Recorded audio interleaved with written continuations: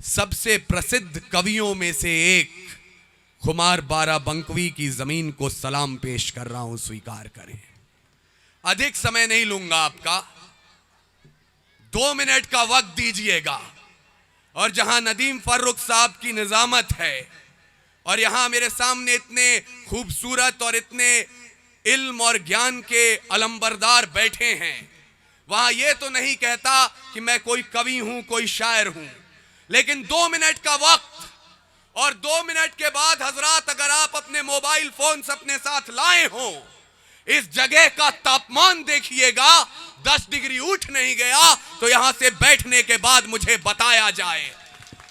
मैं शुरू तो कहीं और से करता हूं लेकिन जहां नदीम फर्रुख साहब आपको लेकर गए, ये हमारी माताएं बहनें बैठी हैं, अगर कहीं ना कहीं इन पर अत्याचार होता हो, कहीं ना कहीं इनको जलाया जाता हो, रुलाया जाता हो, तो ये देश घायल होता है। और मैं यहां से अपनी बात शुरू कर रहा हूं कि हास्य की भाषा नहीं लिखी है, ना ही गजल सुनाता हूं, कविता लिखनी नहीं है आती, चीखें लिखते जाता हूं। देश मेरा जल रहा है, आग लगी है सीने में, हुक्मरान सब व्यस्त दिखे हैं खून गरीब का पीने में, तो हिंदुवाद या इस्लाम का पक्ष नहीं मैं लाया हूं, घायल भारत चीख रहा है, चीख सुनाने आया हूं। वाह वाह वाह वाह वाह वाह वाह, घायल भारत।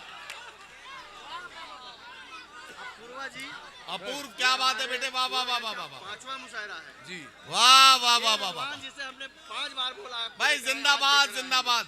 मोहब्बत है आपकी, मोहब्बत मोहब्बत, शुक्रिया शुक्रिया। अपूर्वा जी एक शायर ही नहीं, एक आवाज है। अरे सर हाँ कुरैशी साहब, रिजवान साहब, हफीज साहब, आप सबकी मोहब्बतें, हमारे अफान भाई, आप जहां भी हो, जहांगीर जी, सब लोग एक बार मेरे साथ हो जाइएगा। घायल भारत चीख रहा है, चीख सुनाने आया हूं। लेकिन भारत क्या सिर्फ सरहदों पर घायल होता है, या सिर्फ जब इनको दहेज के लिए जला दिया जाता है तब घायल होता है? माफ कीजिएगा, नहीं, जब मंदिर मस्जिद के नाम पर हथियार उठाया जाता है। इसके लिए इन्होंने कहा था, जब मंदिर मस्जिद के नाम पर हथियार उठाया जाता है या दुधमुंहों को भी हवस का शिकार बनाया जाता है, जब मठों के मठाधीश भी क्रोध में आने लगते हैं या मौलाना बारूदी पैगाम सुनाने लगते हैं, जब शाहरुख खान के बेटे को सजा कड़ी दी जाती है और अडानी पोर्ट की बात नहीं की जाती है, पेट्रोल की कीमत चढ़ते चढ़ते छूले आसमान को, या लखीमपुर में सत्ता ने जब रौंद दिया किसान को, न्यूज चैनलों ने भी जब जब राग दरबारी सीखा है, तब तब भारत जख्मी होकर मेरे जरिए चीखा है। वाह वाह वाह वाह वाह वाह वाह, जिंदाबाद अपूर्व, जिंदाबाद, वाह वाह वाह वाह वाह वाह वाह वाह वाह। तब तब भारत जख्मी होकर मेरे जरिए चीखा है। जब मैं कह रहा हूं तो मेरा मतलब ये डायस, ये मंच, और हम इसलिए चीख रहे हैं। मेरे भाइयों, आपकी जब बात हो रही थी, मुझे क्षमा करेंगी, मेरी बहन हेमा जी भी पढ़ रही थी, और जब भी, ये यकीन मानिएगा, मैं व्यक्तिगत तौर पर बता रहा हूं, नदीम फर्रुख साहब यदि मंच पर होते हैं तो मेरा लोभ होता है, लालच होता है कि उनसे कॉपी जचवा लूं। मैं यहां बैठकर आपकी तरफ से एक माफीनामा लिख रहा था उनके नाम। तहजीब के आंगन में जो लड़खड़ा रहे हैं आज, कल हाथों में सलीके से आबे जमजम और गंगा उठाएंगे। थोड़ी त्रुटियां हैं तो क्षमा कीजिएगा। तहजीब के आंगन में लड़खड़ा रहे हैं जो, कल सलीके से आबे जमजम और गंगा उठाएंगे। हमीद का जज्बा उतरेगा सीने में जिस रोज, यही हाथ लपक के सरहद पे तिरंगा उठाएंगे। यही हाथ लपक के सरहद पे तिरंगा उठाएंगे। और जब हम तिरंगे की बात करते हैं, मुझे माफ कीजिएगा मैं कुछ भी बोल लूं, आप कुछ भी समझ लें, लेकिन ये देश, ये समाज जब तिरंगे को देख रहा होगा और सूरतगंज के इस मुशायरे को सुन रहा होगा, तो उसे केसरिया यहां नजर आ रहा होगा, हरा वहां नजर आ रहा होगा। मैं इन दोनों को जोड़कर और बीच में एक सफेद पट्टा बना के मुकम्मल भारत देश बनाना चाहता हूं। मेरे साथ हो जाइएगा। केसरिया की गवाही हरे रंग के नाम, ये सूर कबीर तुलसी की पाती, हाकिम का फरमान नहीं है। अरे वाह वाह वाह, ये कलम का मंच है, अदब का वाह मंच वाह है। वाह वाह वाह। ये सूर कबीर तुलसी की पाती, हाकिम का फरमान नहीं है। दिल्ली जैसा दिखलाती, वैसा तो हिंदुस्तान नहीं। वाह वाह वाह वाह वाह वाह। और सूरतगंज, मुझे यकीन दिलाइए इस बात का कि अगर खुदा ने दिल में इबादत के लिए इश्क दिया है, तो रगों में इंकलाब के लिए खून भी दिया है। ये सूर कबीर तुलसी की पाती, हाकिम का फरमान नहीं है। दिल्ली जैसा दिखलाती, वैसा तो हिंदुस्तान नहीं है। अरे मोहब्बत के शागिर्द हैं ये, नफरत के उस्ताद नहीं है। अशफाकुल्ला खान के बेटे जिन्ना की औलाद नहीं है। वाह वाह वाह वाह वाह वाह। मोहब्बत के शागिर्द हैं ये, वाह वाह वाह वाह वाह। नफरत के उस्ताद नहीं हैं। अशफाकुल्ला खान के बेटे जिन्ना की औलाद नहीं है। तैयार है जो प्रेम का प्रस्ताव मेरे देश में। अरे वाह वाह वाह वाह। मैं इस मंच पर वीर रस की परंपरा का इकलौता शायर हूं, कवि हूं, तो मेरी जिम्मेदारी है ये आपको सुनाना कि तैयार है जो प्रेम का प्रस्ताव मेरे देश में, तो पग पग पे पौरुष पराग भी तैयार है। वाह। और प्रीत का जो गीत दिल के शीत के विपरीत है, तो रुद्र वाले रूप का वो राग भी तैयार है। गंगा के उपासक हम, तो सूरज के पुजारी भी। निर्मलता है नीर में, जलता भूभाग भी तैयार है। और देख सके तो देखे दुनिया, हिंदुस्तान की आंखों में पानी भी तैयार है और आग भी तैयार। वाह वाह वाह वाह वाह वाह वाह। और जो नौजवान अभी यहां खामोश हो गए कि हम शायराओं को सुन रहे थे, इश्क की बात हो रही थी, मोहब्बत की बात हो रही थी, यहां मुल्क, वतन और आग की बात क्यों होने लगी? आपसे मुखातिब हूं। ये कमसिन सी कलियां, ये महकती हवाएं, बहुत अच्छा है। वाह वाह वाह। ये पायल की छमछम जो पास बुलाएं, ये रुखसार की लाली, ये जुल्फों के साए, ये कमर की लचकन, ये गुंजित सदाएं, ये मोहब्बत की बातें, ये महबूब की यादें, ये बुझते चरागों को बेशक हवा दें। इन्हीं की बदौलत है महफिल में रौनक, इन्हीं से वफा की अशरफी दमकती, इन्हीं से हिज्र की रातें हैं कटती, इन्हीं से जवानों की आंखें चमकती। ये इश्क सवेरे की आस में है और रातों को जुगनू की तलाश में है। पर हमें आग पीने दो जिंदा जवानों की, जुगनुओं पे हमको भरोसा नहीं है। और लड़े हैं सदा ही मशालों को लेके, अंधेरे को हमने भी कोसा नहीं है। ना आंखों को झीलों से तशबीह दी है, ना जुल्फों को बादल का नाम दिया, ना मुस्कान को उनके है चंदा कहा, ना रातों की बाहों को जाम दिया। जवानों के हाथों की उठती तड़प को शमशीर ही दी है, गुलाब नहीं। उनके नहाने के बाद भी पानी को पानी कहा है, शराब नहीं। हम ही है राणा बिस्मिल भगत, यूं ही रूप अपने बदलते रहेंगे। और भारत को उजाले की पड़ी जो जरूरत, तो जलते रहे हैं और जलते रहेंगे। वाह वाह वाह वाह। भारत को उजाले की पड़ी जो जरूरत, पानी तो जलते रहे हैं और जलते रहेंगे।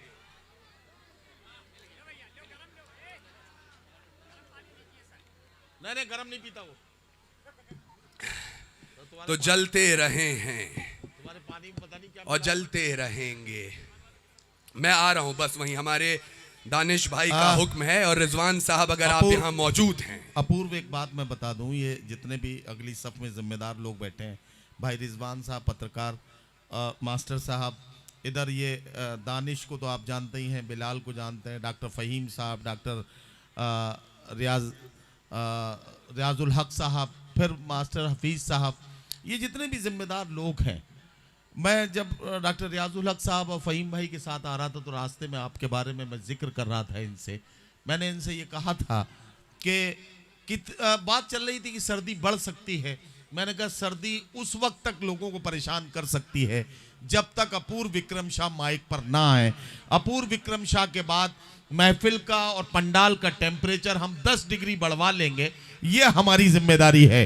तो अगर टेम्परेचर बढ़ रहा हो तो जरा तालियां बजा के आप लोग बताइए, ताकि हमें लगे कि हमारी मेहनत कामयाब हो रही है। बहुत शुक्रिया, आपकी मोहब्बत है नदीम भैया, मैं शुक्रगुजार हूं आपका। हम बात कर रहे हैं इस मुल्क की, इस वतन की, जिसको बनाने में 200-250 वर्षों तक आपके पुरखों ने, हमारे बुजुर्गों ने संघर्ष किया। तब जाकर 29 राज्य, 9 केंद्रीय शासित प्रदेश, 300 जातियां, 3500 उपजातियां और 650 कबीलों का यह मुल्क तैयार हुआ। इतना आसान नहीं था।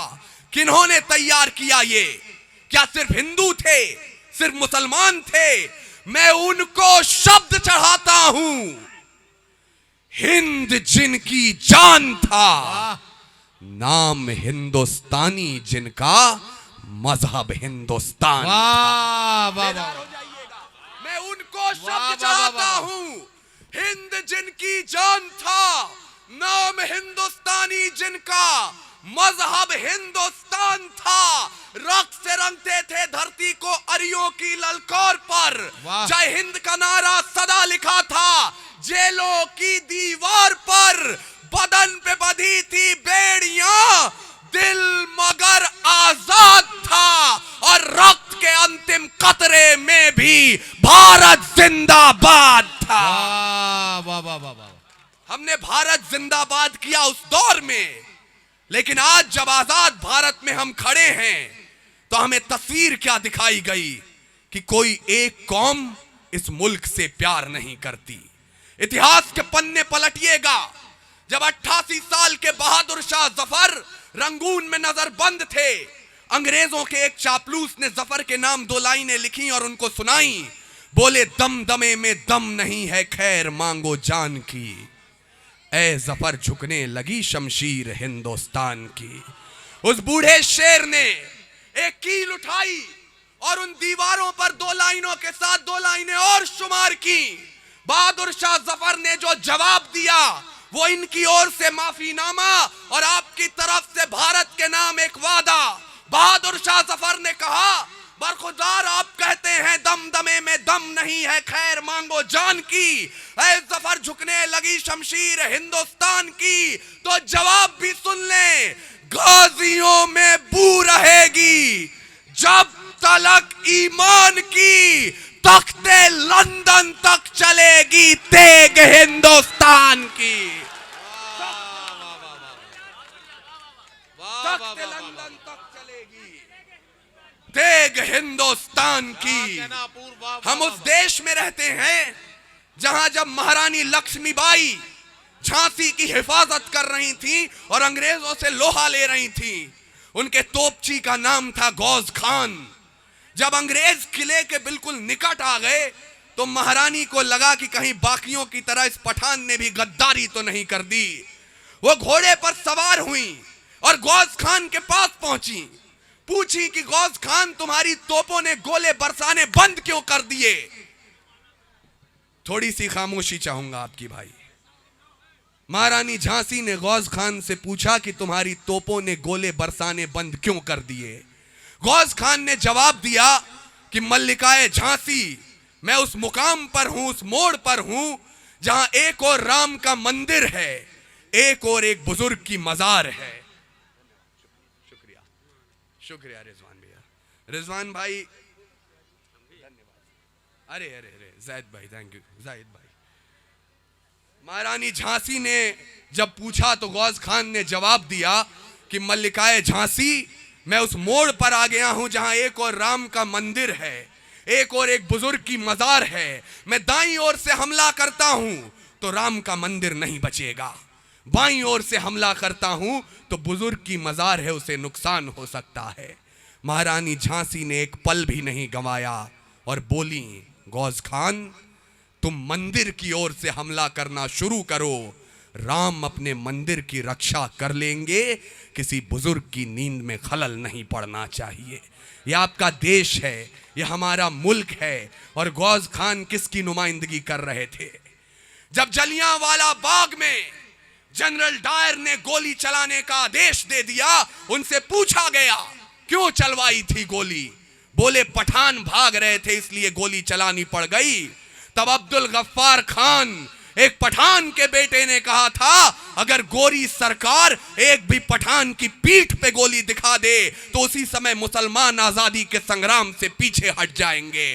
पूरे 5 दिनों तक पोस्टमार्टम चला, 76 पठानों की लाश मिली और 76 के 76 ने गोली अपने सीने पे खाई थी। आजादी की तारीख है, ये हमारे जंगे आजादी की तस्वीर है। इसके पन्ने पलटते जाएंगे तो आपको मालूम होगा कि हमने इतनी आसानी से आजादी नहीं पाई थी। आज आपकी किताबों में आपको पढ़ाया जाता है कि 14 अगस्त आधी रात 1947 2 दस्तावेजों पर दस्तखत हुए और आजादी हमारी झोली में आ गई। ऐसा नहीं हुआ था। कतरा कतरा खून दिया था, दी जवानी जुनून दिया था, खड़े अंग्रेज माने नहीं तो गोलियों से भून दिया था। गोरियों के गाल नहीं थे, ना आवाज मजीरों की, खनखनाहट गूंजती थी सेल्यूलर में जंजीरों की। राजनीति से मिली नहीं है, नहीं खरीदी पैसों से, सौदा लहू के मोल हुआ था भगत सिंह जैसों से। और मां ने गोली खाई थी, बेटे लटके फंदों पर, आजादी की डोली उठी है कुर्बानी के कंधों पर। वाह वाह वाह वाह। आजादी की, बहुत शुक्रिया। आजादी की डोली उठी है कुर्बानी के कंधों पर। लेकिन हमने उन कुर्बानों के लिए किया क्या? आज हमने इस देश को वो दृश्य दिखाए जहां टीवी पर आकर लोग जो मन में आता है वो बोलते हैं। एक तरफ उंगली उठाएंगे, एक तरफ को सफेद पोश कह देंगे। लेकिन मैं बड़ी जिम्मेदारी के साथ कह रहा हूं और फारूक साहब की उपस्थिति में बोल रहा हूं, हमारे देश में मुसलमानों की पहचान अजमल कसाब से नहीं होती जो ताज होटल में घुसकर 166 लोगों को मौत के घाट उतार दे। इस देश में मुसलमानों की पहचान होती है तो बंबई कब्रिस्तान के उन खुददार रखवालों से जो कब्रिस्तान के गेट पर खड़े हो गए और बोले मर जाएंगे लेकिन इस नापाक जिस्म को अपने कब्रिस्तान में दफन नहीं होने देंगे।